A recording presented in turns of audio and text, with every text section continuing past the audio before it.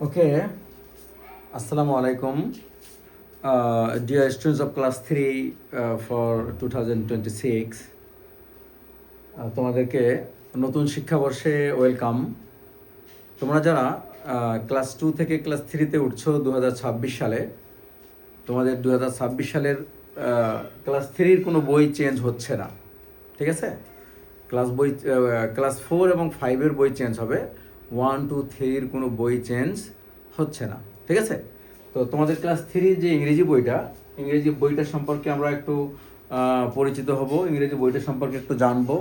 তার আগে বলি, তোমরা এখন বিভিন্ন প্ল্যাটফর্মে ঘোরাঘুরি করছো, কোথায় 2026 সালে ভর্তি হবা, কেন ভর্তি হবা, তাই না? এরকম অনেক প্রশ্ন তোমাদের ভিতরে ঘুরপাক খাচ্ছে। তো তোমাদেরকে আমি বলবো, আমার পেজটা তোমরা একটু ভিজিট করবা এবং আমার সঙ্গে একটু কথা বলবা। সরাসরি ফোন করতে পারো এই নাম্বারে, অথবা হোয়াটসঅ্যাপ করতে পারো। ওকে, তো আমাদের যে সিস্টেম, আমার আই স্কুল, আমাদের প্ল্যাটফর্মের নাম বা আমার পেজের নাম হচ্ছে আমার আই স্কুল।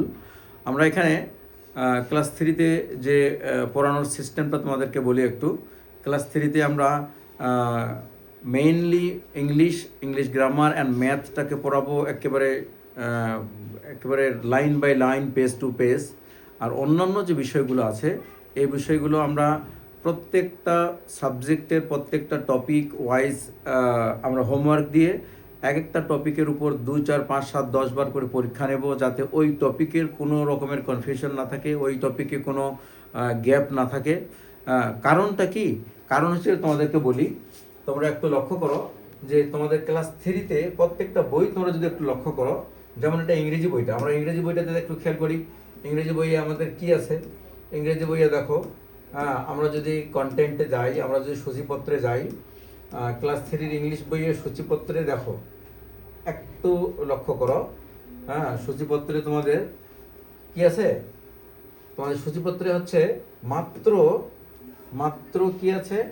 এই যে 115 পেজ, 115 পেজ, সারা বছর 365 দিন তোমাদেরকে 365 দিন তোমাদেরকে পড়তে হবে, মাত্র 115 পেজ।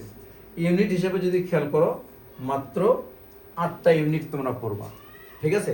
তো এক একটা টার্মে, ফার্স্ট টার্মে তোমাদের 3টা ইউনিট পড়লেই যথেষ্ট, তোমাদের 3টা ইউনিট পড়লেই ওকে। তোমরা দেখো এখানে ইউনিটগুলো সম্পর্কে আমরা একটু লক্ষ্য করি। যে ইউনিট ওয়ানে কি আছে? ইউনিট ওয়ানে দেখো, ইউনিট ওয়ানে 9টা লেসন আছে, ঠিক আছে, 1 থেকে 19 পেজ পর্যন্ত। ইউনিট 2-তে কি আছে? ইউনিট 2-তে তোমরা একটু খেয়াল করো, ইউনিট 2-তে হচ্ছে আছে তোমার 1 থেকে 6টা লেসন। এখানে 9টা লেসন, এখানে 6টা লেসন, 15টা লেসন গেল, তাই না? 15টা লেসন গেল।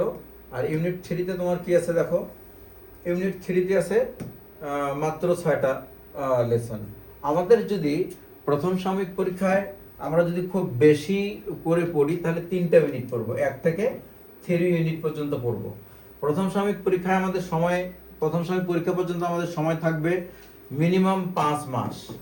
5 মাস মানে কমপক্ষে 150 দিন, ঠিক আছে?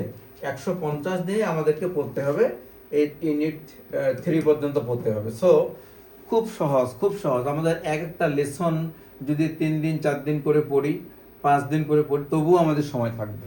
সো আমাদের 8টা ইউনিট সারা বছর জুড়ে এত মজা করে পড়তে পারবো, এত সুন্দর করে পড়তে পারবো, ঠিক আছে? তো ক্লাস 3-তে 115 পেজ পড়বো। আমরা যদি অন্য একটা বইয়ে যাই, অন্য বই বলতে আমরা যদি দেখি, একটু খেয়াল করে দেখি, এখানে যেমন ইংলিশটা আছে না, আমরা যদি বাংলা বইয়ে যাই, ক্লাস 3-র বাংলা বইয়ে যাই, যদি তোমরা খেয়াল করো, ক্লাস 3-র বাংলা বইয়ে ক্লাস 3-র বাংলা বইয়ে হচ্ছে, এই যে আমরা সূচিপত্রে যাই, ক্লাস 3-র বাংলা বইয়ের সূচিপত্রে তোমরা দেখো, এই যে মোট 29টা কি আছে, 29টা এটা পার্ট আছে, মোট 29টা পার্ট। 29টা পার্টের মধ্যে কিছু কিছু গদ্য, কিছু কিছু পদ্য আর কি, ঠিক আছে? এতে 29টা পার্ট আমরা যদি 3 ভাগে ভাগ করি তাহলে 10টা করে পড়ে, তারও কম, 10টার কম পড়ে। তাহলে 10টা পার্ট আমাদেরকে 4 মাস থেকে 5 মাস সময় পাবো। ঠিক আছে, এক একটা পার্টে সামান্য করে পড়া। এই যে এই পার্ট শেষ, এই যে দ্বিতীয় পার্ট শেষ, হ্যাঁ, এই যে এভাবেই এই যে তৃতীয় পার্ট, এভাবে আমরা পার্ট বাই পার্ট করব। আচ্ছা, আমরা যদি এখন কিসে যাই, বিজিএসে যাই, বাংলাদেশ বিশ্ব পরিচয়ে যাই, ক্লাস 3। তোমরা লক্ষ্য করো, বাংলাদেশ বিশ্ব পরিচয়ে শিরোনামটা দেখো। বাংলাদেশ বিশ্ব পরিচয়ের শিরোনাম, সূচিপত্রটা দেখো। সূচিপত্রে কি আছে? বাংলাদেশ বিশ্ব পরিচয়ে সূচিপত্র আছে, দেখো 13টা অধ্যায় রয়েছে এখানে। 13টা অধ্যায়, 13টা। এখানেও যদি আমরা 3 ভাগ করি তাহলে 4টা অধ্যায় পড়ে, 4 মাসে 4টা, 5 মাসে 4টা অধ্যায়। ঠিক আছে, তো তোমাদের এখানে টেনশনের কোনো কারণ নেই। আমরা যদি বিজ্ঞানটাতে যাই, সায়েন্সে যাই, যদি ক্লাস 3 সায়েন্সে যাই, তোমরা লক্ষ্য করো ক্লাস 3 সায়েন্সে কি আছে। ক্লাস 3 সায়েন্সে এই যে সূচিপত্রে দেখি অধ্যায় কয়টা অধ্যায় আছে? 11টা অধ্যায় আছে। ক্লাস 3 সায়েন্সে আছে মাত্র 11টা অধ্যায়।